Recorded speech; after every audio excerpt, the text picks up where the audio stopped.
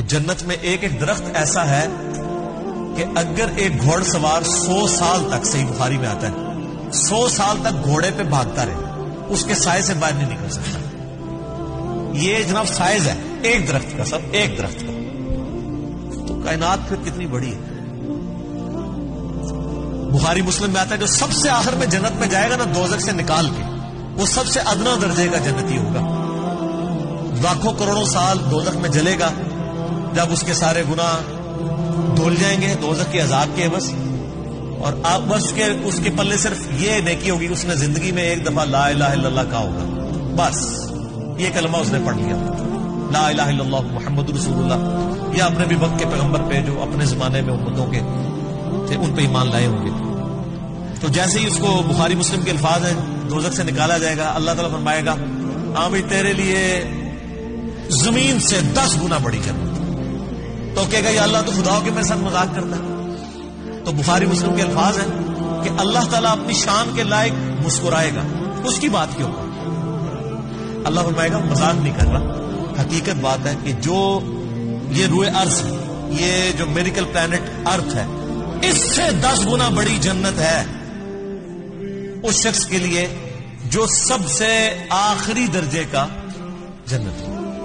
اور سر جو شروع میں چلے جائیں گے ان کی جنتوں کا کون اندازہ لگا سکتا ہے. بخاری مسلم کے الفاظ ہیں کہ جنت میں ایک درجے والا اپنے سے اوپر والے درجے کو یوں دیکھے گا جیسے تم ستارے دیکھتے ہو، اور وہ فرق ایک نیکی کا ہوگا، ایک نیکی کا.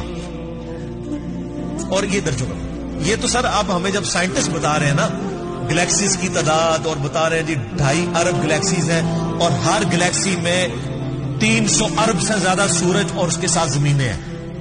تو یہ اللہ نے پورا انتظام کیا ہوا سر. اس وقت بھی جتنی کائنات ڈسکور ہو چکی ہے نا، اگر یہی جنتیوں میں بانٹ دی جائے نا تو یہ بھی اس سے بڑی ہے. اللہ نے تو کیا کچھ پیدا کر، اس لیے قرآن حکیم میں آتا ہے نا کہ تمہارے رب کے لشکروں کو کوئی نہیں جانتا اس کی سزا. ہم تو یعنی مخلوقات کا احاطہ کر ہی نہیں سکتے جو کچھ اللہ نے پیدا فرمایا. تو اللہ تعالیٰ ہمارا ہے کہ ٹہنیوں والے درخت ہوں گے ان جنتوں کے، فَبِأَيِّ آلَاءِ رَبِّكُمَا تُكَذِّبَانِ فِيهِمَا عَيْنَانِ تَجْرِيَانِ، ان باغوں میں 2 چشمے جاری ہوں گے.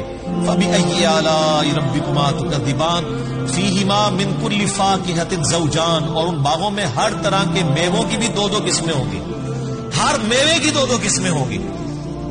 اللہ اکبر. فَبِأَيِّ آلَاءِ رَبِّكُمَا تُكَذِّبَانِ متقین علی فرش بطائنها من استبرق، جو جنتی ہیں وہ تکیہ لگائے بیٹھے ہوں گے بستروں پر جن کے استر جو ہیں وہ گاڑے ریشم کے ہوں گے. وجن الجنتین دان، اور دونوں باغوں کا پھل نیچا جھکا ہوگا. یہ نہیں ہے کہ جناب آپ وہ درخت اتنے بڑے بڑے ہیں تو جناب آپ کو کوئی سیڑھی لگا کے یا کسی ڈرون میں بیٹھ کے جانا پڑے، نہیں، ٹہنی لٹک رہی ہوگی، بلکہ اشارہ کریں گے تو ٹہنی اپنے پاس آ جائے گی اور آپ اس کو پھل کے توڑ کے کھائیں گے. کیونکہ جنت کو تو فنا نہیں ہے، آپ کے توڑ کے ختم ہوگا ایک اور وہاں پہ لگ جائے.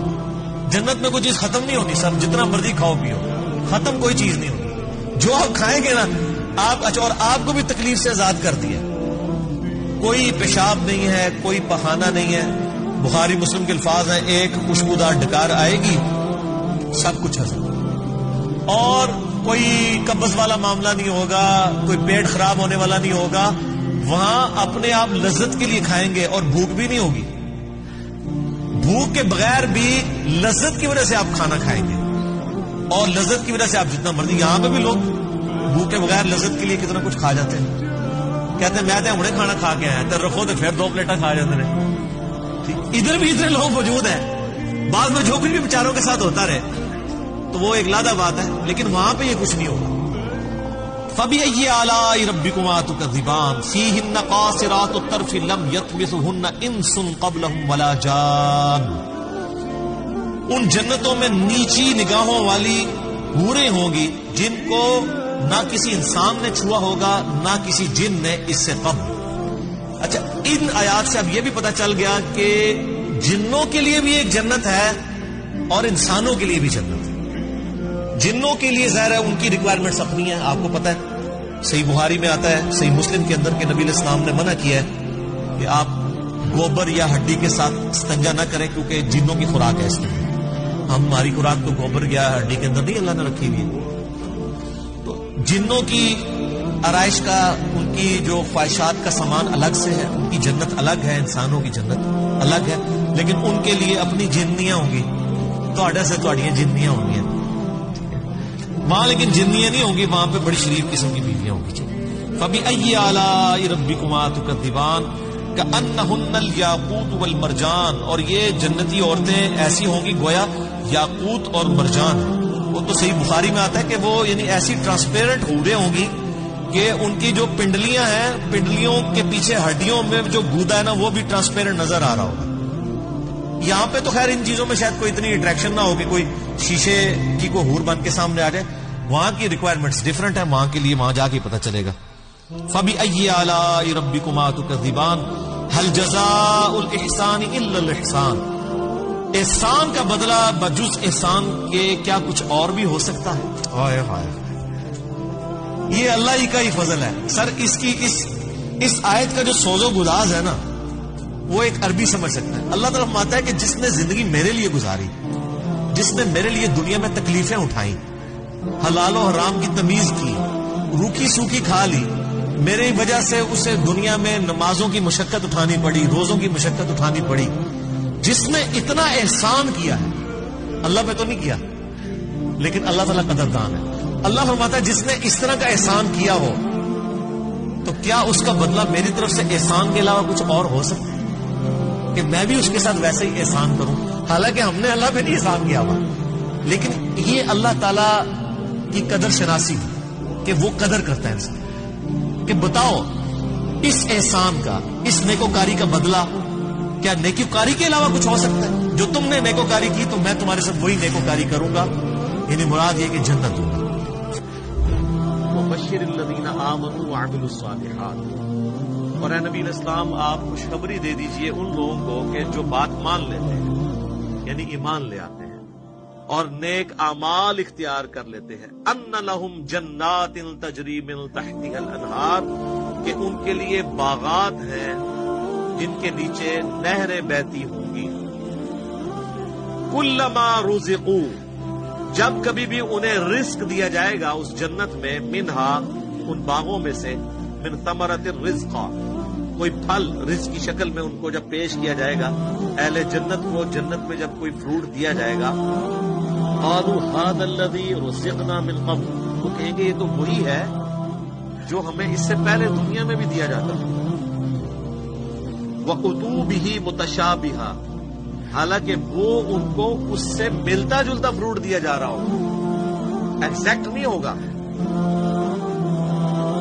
ملتا جلتا اس لیے دیا جائے گا کہ انسان کی ایک نیچر، دنیا میں بھی آپ دیکھ لیں، آپ کسی دسترخوان پہ بیٹھے ہوں تو سب سے پہلے اس چیز کو ہاتھ ڈالتے ہیں جس کے ساتھ آپ مانوس ہوں.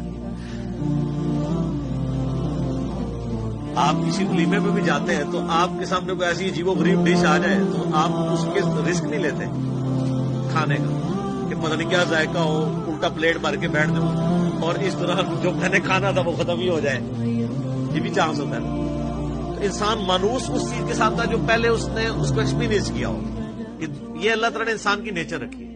تو جنت میں بھی ابتدائی مہمان نوازی کے طور پہ جنتیوں کو وہ رزق دیا جائے گا جو دنیا میں وہ ایکسپیرینس کر چکے ہیں. آم، کیلا، انار، سیب، جو ہمارے ایکسپیرینس میں. اب دیکھنے میں تو وہ فروٹ دیکھنے میں تو ویسا ہی ہوگا، تو وہ کھانے سے پہلے یہ بات کریں گے کہ تو یہ وہی چیز ہے، ایتھے بھی آ کے وہی کچھ. لیکن مطلب آئے گا کہ ان کے اس کی طرح کا ہوگا لیکن ویسا نہیں ہوگا. اب انور ٹور کا ذائقہ اور ایک دیسی آم کا ذائقہ برابر ہو سکتا ہے؟ دیکھنے میں تو دونوں ایک جتنے ہوتے ہیں، شکل و صورت بھی ملتی جلتی ہوتی ہے، لیکن زمین آسمان کا فرق ہے ٹیسٹ. اسی طریقے سے چوسے کا ٹیسٹ ہو کہ کسی دوسرے آم کا برابر نہیں ہو سکتا. تو یہ تو دنیا میں ہی اللہ نے اتنا فرق رکھا ہوا ہے، تو آخرت میں جو آم دیا جائے گا وہ دنیا والا آم نہیں ہوگا. ہاں شکل و صورت میں ضرور ملتا جلتا ہوگا، لیکن اس آم کی تو کیا بات ہے. اللہ تعالیٰ جنت میں ہمیں اپنے محبوب صلی اللہ علیہ وسلم کا پڑوس نصیب فرمائے. وَلَهُمْ فِيهَا أَزْوَاجٌ مُطَهَّرَةٌ، اور وہاں پہ ہوں گی ان کے لیے پاکیزہ بیویاں، دنیا کی بیویاں بھی اور جنتی پورے بھی. وہ آگے چل کے ذکر آ جائے گا اس حوالے سے.